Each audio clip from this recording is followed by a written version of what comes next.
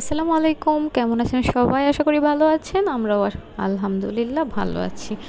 তো কাঁঠালের সিজন, কাঁঠালের পিঠা বানাবো না এটা তো হয় না।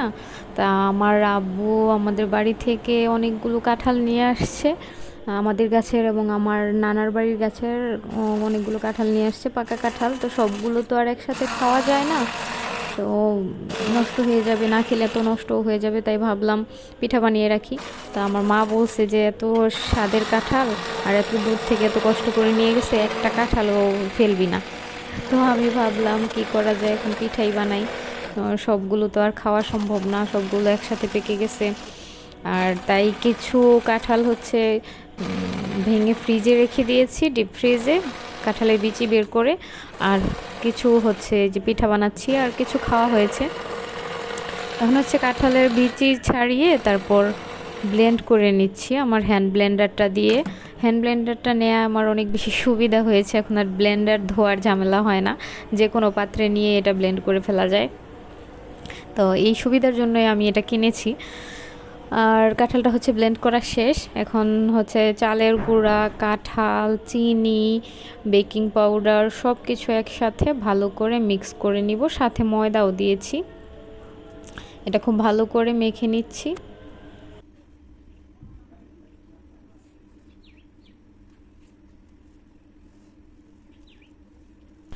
আটাটা খুব ভালো করে আস্তে আস্তে করে সব কিছু একসাথে অনেক সুন্দরভাবে মেখে নিতে হবে, যেন কোনো দানা না থাকে বা চালের গুঁড়ার কোনো দলা যেন না পাকিয়ে থাকে। আস্তে আস্তে আস্তে আস্তে করে খুব ভালো করে আমি এটা মেখে নিয়েছি সুন্দরভাবে। এখন হচ্ছে এটা আধা ঘন্টার মতো রেস্টে রেখে দেবো, যেহেতু চালের গুঁড়াগুলো অনেক শুকনা ছিল।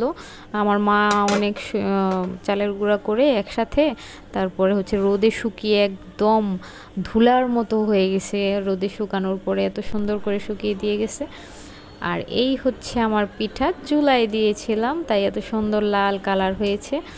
বানানোর পরে দেখেন কত মোটা করে একটা পিঠাই আমি বানাইছি, অনেক মোটা করে দিয়েছি একটাই, যাতে সবাই একটা পিঠা বানালেই সবাই খেতে পারি।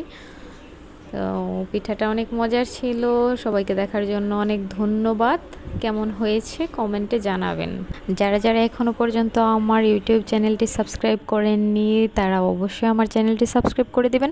আর যারা ফেসবুক থেকে দেখছেন আর এখনও ফলো দেননি আমার পেজটি, তারা অবশ্যই একটা ফলো দিয়ে দিবেন, শেয়ার করবেন। ধন্যবাদ সবাইকে।